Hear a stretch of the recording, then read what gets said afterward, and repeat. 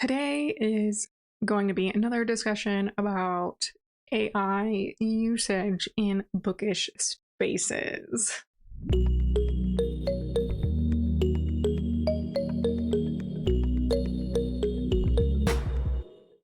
My name is Taylor Rose, and welcome back to my channel where we talk about everything reading and writing. Obviously, people have strong feelings about AI, the ethical stuff behind it, etc. But, the majority of people who participate in bookish spaces are pretty clear they're not for Gen AI, either for writing or for art, what have you. So people try really hard to avoid it. They're not using it themselves. They try to vet anyone who is collaborating with them about whether or not they do use AI, such as for editing or book covers or character art, what have you. And for some reason, I know why they're doing it, but lots of people keep getting scammed. So we're going to talk about two instances of this that happened recently. So this post is actually from back at the end of August. Archives of Gina posted on Threads. I'm sick of people being against AI. Then when it's brought to their attention, they act like assholes. The people are very uncanny valley, but objects are not. They tend to be blurry, have things overlapping, or not connecting correctly. Jesus. So you can see that Gina has screenshotted a post by Fantasy Romantasy that says the following. We asked Shannon and her team about the last cover, and she gave us the receipts and design process from her artist that she's used for over 10 years. I trust her and her artist. Squiggly lines do not indicate AI. To me, it looks like her artist took a rendering of a castle and drew on top of it. AI art typically looks too perfect and has a bit of an uncanny valley. This does not. This clearly looks as if the artist utilized a stencil. People will cry AI over literally everything. And as a quick aside, I will say that it's usually people who look uncanny valley, like too perfect, filtered, beautiful, and then it's small details that are weird, if that makes sense. It's not that everything in the picture is just so immaculate. And buildings especially are buildings, plants, anything that has a lot of small details is usually what looks wrong, looks swirly, messed up, blended together. None of that ever looks perfect. So I don't really agree with their assessment. And this is the cover they're talking about. So Bookish K reposted the cover and said, so we're all in agreement that we're not buying this is an AI narrative, right? And looking at the cover, at first glance, I don't blame people for thinking this is not. It does look kind of like it was photoshopped, like real images of flowers. If you look, you can see between the flowers, there's still light patches, which indicates that it was a photo and the background was cut out to paste on top of something else. I believe the sky looks like that as well. Photoshop a moon right there. One thing that sticks out to me are these rocks at the bottom. Again, this goes back to the kind of filtered thing with really high contrast that's still really smooth. I don't know. To me, I didn't like these rocks. That's at first what I thought people were talking about, it being like too perfect, if that makes sense. But if we zoom in to the castle, you can see that this castle is supposed to be symmetrical. That's what gets me. When you look closer at the castle, you can tell it's supposed to be symmetrical. This bottom layer of all the, the entryways, these two towers that are on both sides, the central part, there's supposed to be these bridges going across as you go up another level. All of that's really symmetrical. So it is strange that the entire top half of the castle doesn't continue to follow that. Or you can see above that door here on the right side of the castle, it just looks like the wall extends upwards. But on the opposite side, it is actually a walkway, and you can see, I'm assuming another entryway behind it where that light is coming from. Interesting choice, because otherwise they look the same. It's just the one side has light and this one doesn't. And then if you continue going up, the middle's looking good. And then we just have all these random turrets that don't really make any sense. Why would they be so close together? This is like a weird bridge thing. I don't know.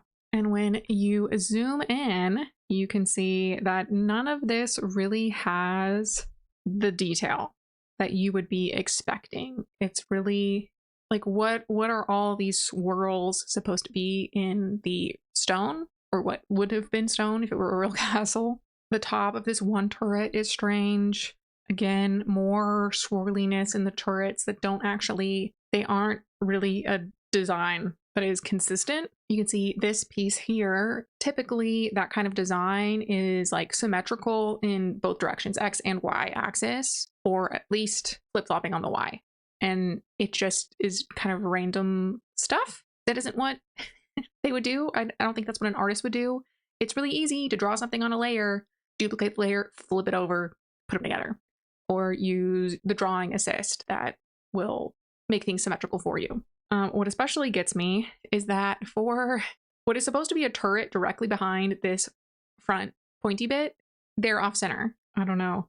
And again, it's like, how many layers are in this castle? That's another thing that gets me. It feels like there's like six layers going this way for the castle, instead of, typically it's up and down, maybe 1, 2 max as the castle gets smaller as it goes up. I don't know. So I mean, I agree that it looks suspicious, right? However, people were incensed about this on both sides.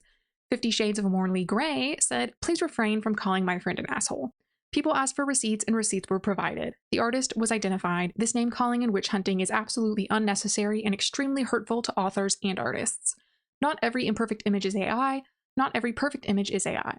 When you ask and are provided proof, let it go. Also, any image you zoom into times 1,000 is going to look fuzzy. Try reading a book instead of villainizing book covers on the internet." And I agree, when you zoom in, it does get blurrier, but people aren't talking about like the overall quality of the image. It's the actual shapes that don't make sense. Even at a lower resolution, a circle is going to be a circle. And yeah, while you can do it in real life using special tools, but on, if you're drawing on a tablet, it's so easy. You just draw a circle, hold it, and basically every art program in existence is going to make that circle for you completely, perfectly round. Archives of Gina responded, "You realize said artist can lie? There's a ton of artists on here, a ton I follow and a ton I talk to. I've only seen this kind of distortion in AI rendered art. There's no witch hunt. I know you white ladies love that word. I didn't tag anyone. I just posted my thoughts on this, which guess what? I can." Fantasy Romantasy chimes in. So this was the person that was screenshotted initially. "At least tag me if you're going to talk shit about me. I got sent this post by multiple friends, and that is how I realized that some random keyboard warrior who I've never interacted with was being a twat. If someone wants to insult my character and intelligence, it's only fair they tag the person they're being a dick to." Gina says, "No, because then you'll bitch, moan, cry, and whine about how you're being bullied. Keyboard warrior? Are you Republican by chance?"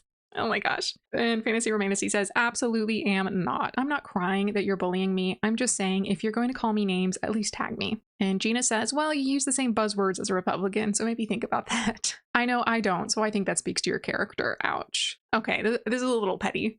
Sugar Bloom Reads responds, "Another example of non-artists having no idea what they're talking about, but inserting themselves into conversations anyways." Taylor R. Collects says, "This is beyond obviously AI." Archives of Gina says, "I'm really tired of these assholes. Yes, I'm looking at the teacher all up in my comments, having a hissy fit because they checked with the artist. Like, that means what? The artist is fully capable of lying if you know nothing about art whatsoever or even bother to care." Bookish K responded, "I'm pretty much as far away from someone who knows anything about art as you can get, and I can tell this is AI." Then Gina brings up another set of covers. "This is an obvious one, and that's what really upsets me, that it can be so obvious and they will refuse to see reason. Look at this one. The amount they make on Kickstarter is sickening." Bookish K responded, "Okay, the first one, why is his shoulder so far away from his neck? Why is her elbow 4 feet from her shoulder? But the second two I had to look at for a couple seconds. Her ear was the first giveaway." And Gina says, "The last one's the most obvious one to me too. Her neck tattoos are like that. Why? I saw different art of her where she has antlers going up both sides of her neck." So these are the covers that they're talking about. I will say this bump here isn't his shoulder. Like, that's what she's saying. His shoulder's so far away from his neck, but like clearly that's his bicep, and her arm is crossing over between his shoulder and his bicep. Maybe this weird bump at the back of his head for his hair. Yeah, I guess her arm's kind of long. This is the second cover of that series. And yeah, that ear is really weird. There's like, this bottom part For his hair, I guess these like strands that are appearing at the top don't really go with the rest of his hairstyle. In the back, it makes more sense. But then this random, his hair is parting in two directions. And then this random curl, this forelock here with a random strand.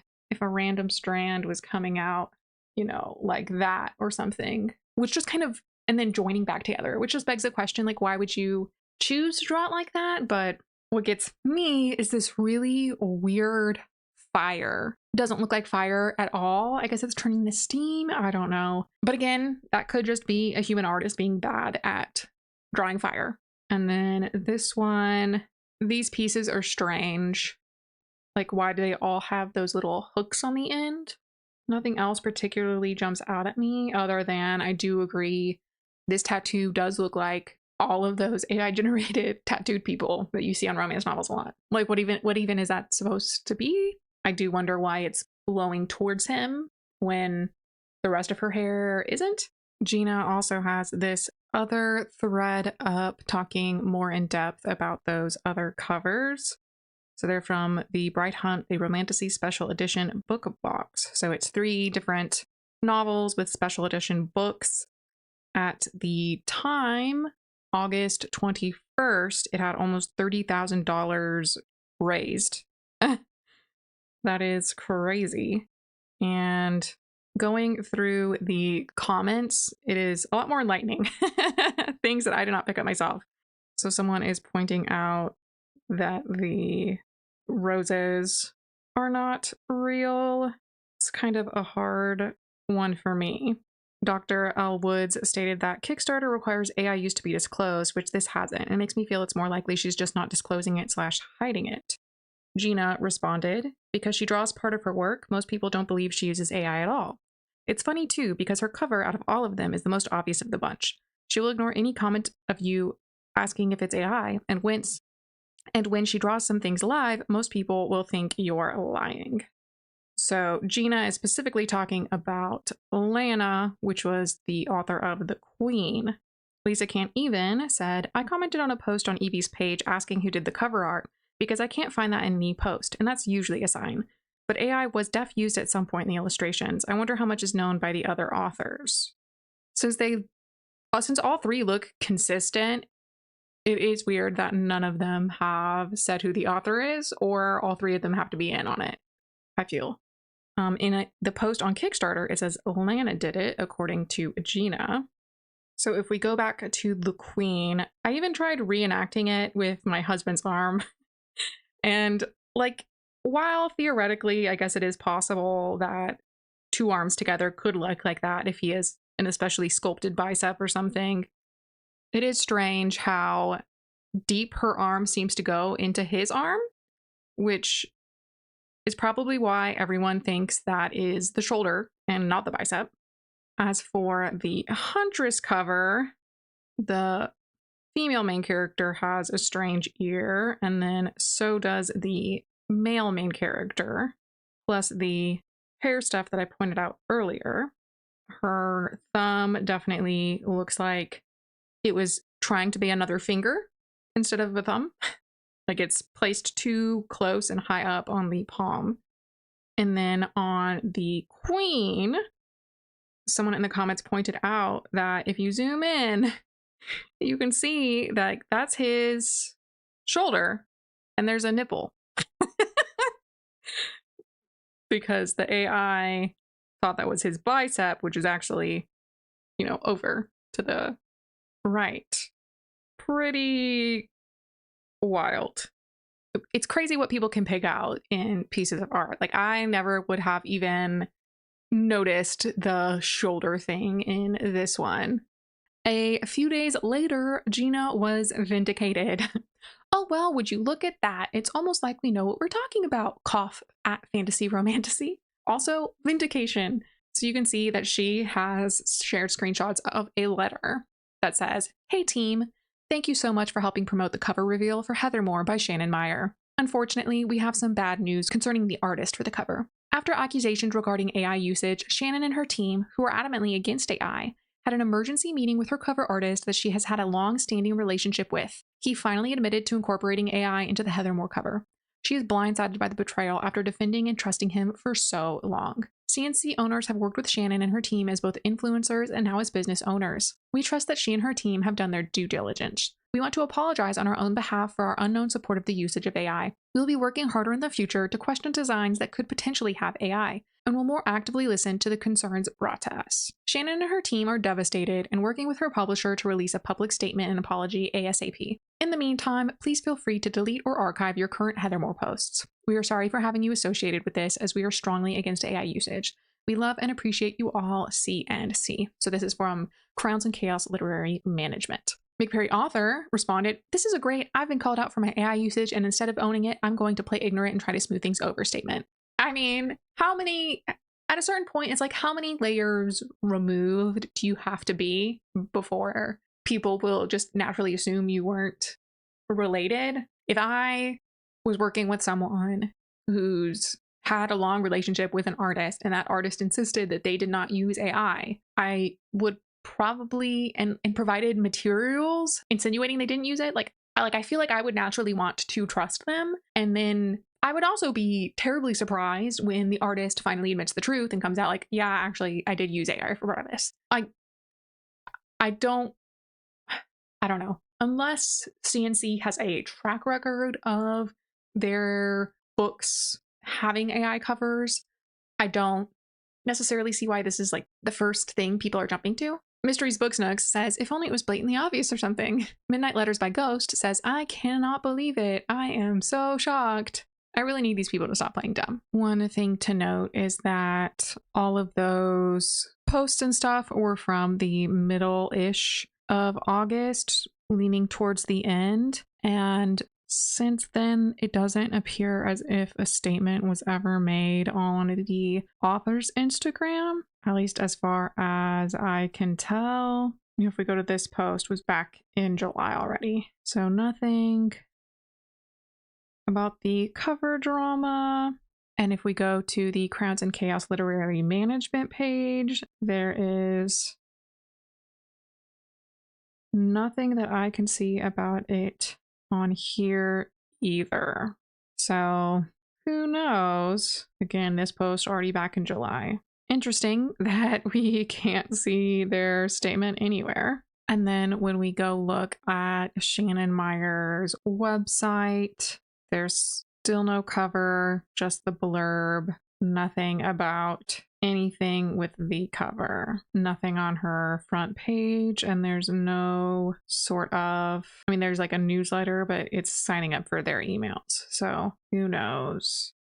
Upcoming, these have all already been published, except for that last one. So, you know, in this case, the audience was right that it was AI. Right? However, earlier this month, so in September, a bookstore was caught red-handed selling AI-generated merch. So Powell's Books posted this apology on their Instagram. "We want to acknowledge the concern around the designs of our recent merch. The designs were created by a local artist using Adobe tools, which now include some AI-assisted features. We value the work of human artists and designers, and we remain committed to keeping Powell's designs rooted in creativity and imagination. We're already working on new apparel for the holidays and spring, and we would love to invite local artists who are interested in helping us create new designs. If you're an artist who would like to work with us, please email design@powells.com. Thank you for your passion and for helping keep Powell's independent." So some people responded to this. Rookie8288 said, "Am I missing why folks are upset? The designs seem okay." And Life with Luda responds, "In summary, AI generated, bad for actual artists, bad for the environment. Employees warned about using AI. Powell's ignored their employees." Lisa Can't Even responded, "So you know nothing about Gen AI, I guess? Maybe start by doing some research." So we can see that this is the merch that Powell's was selling. And people's concern was predominantly this pile of books. So you can join in and see, you know, book, bigger book, side corner of a book, side of a book, front of a book, a book.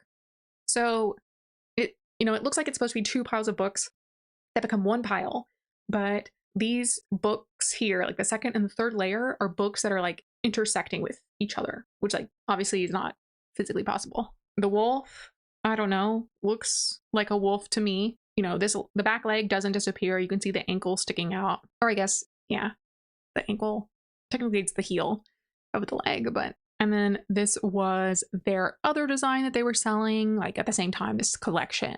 I don't think anyone had really any concerns with this one. I mean, personally, I think the feet look weird. They're just kind of like popped on top of the book when I imagine they'd be a little farther apart and further up.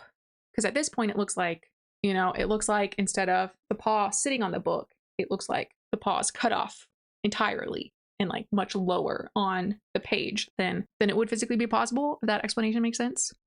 But that could just be human error. I don't think that is like a sign. Oh my God, this AI generated paws everywhere. Which, like, what a shame. I mean, obviously, you know, I'm a cat lover. I like stuff with cats on it. So you can see on this post on Reddit, people were suspicious immediately after this merch was released. Front Refrigerator 99 posted on the Ask Portland subreddit, does Powell's new shirts use AI? Picked one up for my birthday today and noticed some of the books look a little wonky. Anyone know the artist behind this and the cat one? Snaked Art says, yes. Employees noticed, complained about it, and were given the runaround. So, according to this person and some of the comments on the Instagram, employees at the bookstore knew the art looked weird, told their bosses, and their bosses just didn't do anything about it. I need a nap now, please, responded, correct. It was very annoying. Tallulah Maraschino responded, what's even more frustrating is that employees complained after the designs were rendered, before they physically made the t-shirts, etc. They could have corrected this then and virtually lost no money on it. Yikes.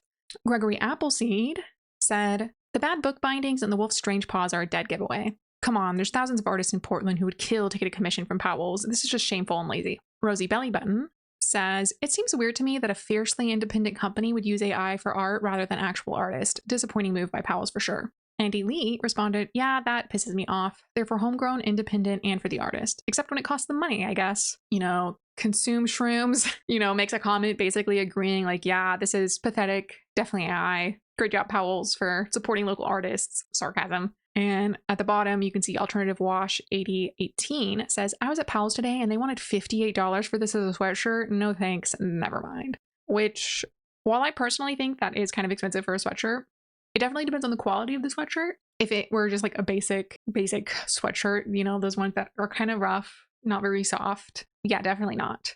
But if it were a higher quality sweatshirt that's like really soft and nothing's wrong with any of the stitching and stuff, maybe if you really love the bookstore.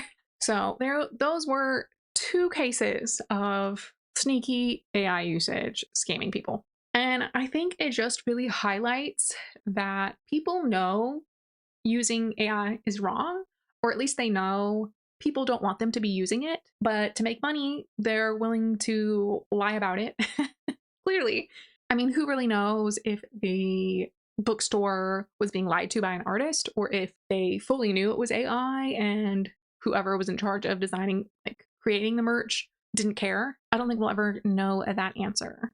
But at least for the Heathermore book cover, at least according to the Literary Management Agency, CNC, their artist was purposely lying to them, which again might be just a cover up on their part to make themselves look better. I don't know. I don't want to say that artists should be providing proof, but most art programs now do record your history as you're drawing. So it would be very easy to just send somebody the footage of you drawing everything from scratch, no weird cuts, no pasting things in, that sort of thing. However, I do think that does because like there is a legitimate art style where they're posting in real images of things like a hand and then drawing over the hand, not like full on copying someone else's composition of something, but just pieces so they can make sure everything looks 100% correct. However, this does link back to the conversation we had a few months ago about writers needing to prove that they didn't use AI. Obviously, like Google Docs will track what you're doing. If you turn on track changes in words, it will track all the changes that you've made. So it's like, yeah, theoretically we could, but there are so many different methods for writing that having to prove things like that is kind of, it's a lot to ask.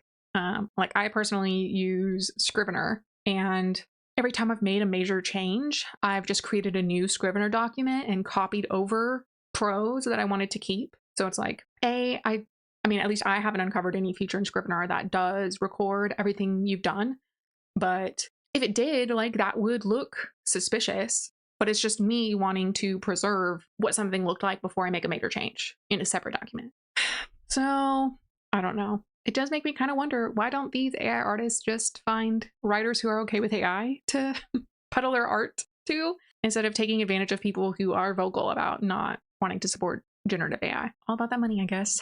Well, that is all for now. I will see you next time.